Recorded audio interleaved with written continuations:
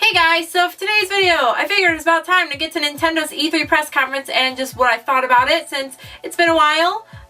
Spent a lot of time preparing for VidCon, but now that I'm back from VidCon and videos of that are going up very soon, and I have a vlog of that on my side channel as well already. Yeah, let's just dive into Nintendo at E3.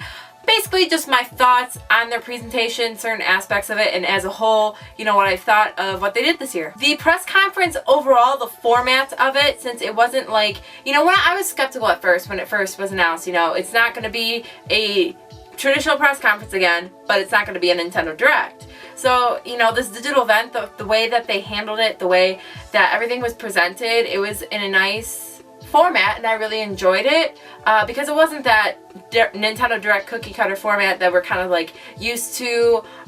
It was very different, it was very refreshing, and it worked really well. And I honestly think Nintendo, in my opinion, of the big three, won E3 with, in terms of the games that they announced, you know, the exclusives, just everything had a really nice feel to it. So with the fact that they had this digital event starting out and it was like kind of being hosted like with these clay animation figures of Reggie and the Nintendo characters and just poking fun at themselves, you know, you would think this really gave us an inside look. I'm like, oh, they really are listening to us on Facebook and Twitter, even though we think that they're not a lot of the time. We got the introduction of Mii's as playable characters in Super Smash Bros. And the fact that it's not just gonna be a Mii and just one set Mii and it'll be overpowered or something. They're definitely balancing it out because we're going to be able to choose between 3 different classes, which is going to be a sword fighter, a brawler, or a gunner. So, and there's 12 different move sets for each that you could choose from, like,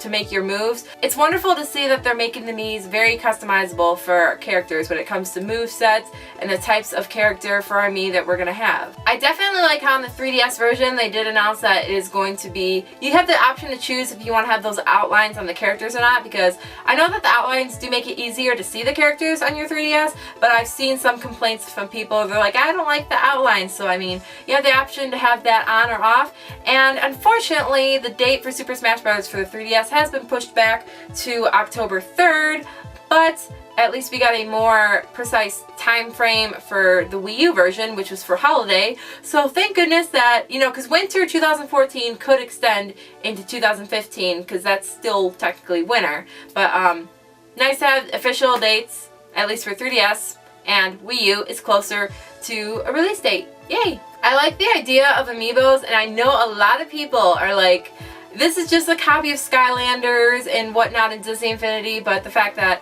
it's going to be able to hold information as well and not just be a, you know, figure that will go into your game or have information that just goes into your gamepad, because it'll be also sending information from the gamepad into the figure. So I mean, maybe keeping save files or at least character information, game information if you want to go to someone else's house with a Wii U.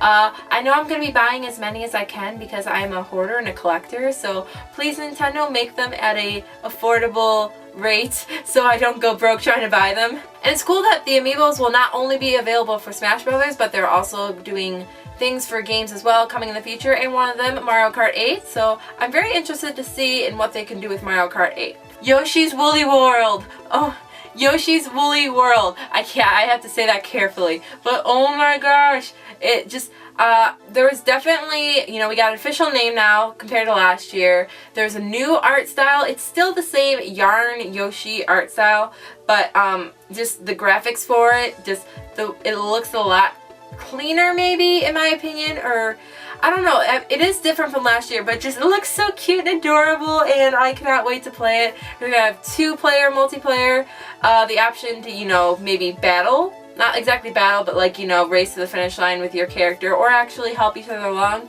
But that is one of the games that they did do videos where they have the Nintendo Treehouse, like people from the Nintendo Treehouse playing the games. So videos to that are all on the Nintendo YouTube channel. Definitely check those out. But I am so excited for Yoshi's Woolly World. It looks so cute! Captain Toad Treasure Tracker. I'm really excited for this. I mean, I don't know about you, but I'm like, give me that game. It's coming holiday 2014. I I just really am happy about this game because it just goes to show that, you know, Nintendo, they are listening, and I saw a bunch of people making comments after Super Mario 3D World came out that, oh, the Toad levels were awesome, I wish it was its own game. I would see them all over Miiverse as well. So it's nice that we are going to be getting this game. I did do an in-depth talk with Nintendo News by Me on his YouTube channel. I will put that video in the description down below. We talked about for like 10 minutes, so in-depth, more information. And also, if there's other videos you want me to make, like to talk about a game more in depth, let me know in the comments down below as well, because I know for The Legend of Zelda, which is actually up next, I will be talking about that more in depth because there's videos I want to make. I want to make a video talking about the art style a little bit, but I know when I saw that, oh my gosh, I freaked out. I know I was one of the people who is more leaning toward wanting the more realistic, like maybe a little bit more like Twilight Princess art style, but it still looks gorgeous. I'm still happy with it. The fact that it's going to be an open world Zelda, I'm just like, I don't know how to explain it, but it's like, I really want this game now. I really want it. But because of the fact it's an open world game, they're going to be polishing that and perfecting that to a T, and that's going to take a while. So I do not expect this game to come out until November 2015 at the earliest. Usually that's when the Legend of Zelda games come out. But oh my gosh, I cannot wait for it. Oh my god. Pokemon Omega Ruby and Alpha Sapphire got a new trailer, and we found out that the starters are as well going to have Mega Evolutions. And I know in a video I did state that the games would probably be released around the same time as what A Link Between Worlds and Super Mario 3D World was released last year in November, right before Black Friday, and I was right. It was around the same weekend, November 21st, and I remember I think it was November 22nd they came out last year. So we expect those this year, and I will be picking up both copies. I'll most likely be playing Sapphire first. So let me know in the comments down below between Omega Ruby and Alpha Sapphire which one you're going to be playing first. Bayonetta 2. I gotta say, one thing I wanted was for maybe Nintendo to come out with the original Bayonetta on the eShop, at least have the option to purchase it, so people who maybe didn't have a PlayStation console or an Xbox 360 weren't able to play them, and they're going to be getting it for the Wii U, because I never played Bayonetta. But we got the announcement that Bayonetta 2 is going to come with a copy of the original Bayonetta.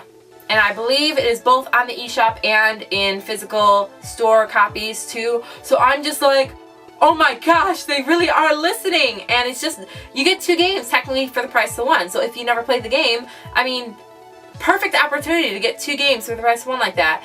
And we are also getting Nintendo DLC, special little outfits for Bayonetta for her to wear. Like they had her in a Princess Peach outfit. I'm pretty sure I saw Mario, Legend of Zelda. So I'm really excited, looking forward to that. I kind of am glad that I never played it yet, because then I get to play it with special Nintendo DLC. I'm so happy. That will be coming out October 2014. Hyrule Warriors. This is such a controversial title, I think. I mean, not exactly controversial, but you can just see some of the people, they're like, oh, it's just a hack and slash Dynasty Warriors with a Zelda skin game. And then there's people, they're like, oh my gosh, I can't wait to have this, I so want this. And I mean, it's just personal preference. I mean, some people like the button mashing hack and slash kind of thing. I'm not exactly sure if I'm the biggest fan, because I never really played games like that, but because of the fact this is, you know, Legend of Zelda, it is a Legend of Zelda game technically, not what we would consider in the main timeline, but it's still part of the universe, and I cannot wait to play it. I mean, who wouldn't want to play as like Midna and Zelda and Impa? And I know there's a couple new characters since E3 that they've released information on that will be playable that we really don't associate that much with the Legend of Zelda universe, but still more characters. While playing the game, if you are in a horde, you're like attacking a certain part of a field or an area, and you'll get notifications to actually have to go help out other troops to, you know, help recover and claim an area. So I cannot wait for this game, and it's coming out September 26th, so expect me to be playing that a lot. Announced in the digital event was Kirby and the Rainbow Curse. It is going to be a game coming out for the Wii U, and you'll be able to use your gamepad to help Kirby. It has a clay art style to it, which I think really fits the Kirby universe, and it just had a nice look and feel to it. You'll be able to use your stylus to like guide Kirby with a little rainbow path to like, you know, you gotta look at the trailer,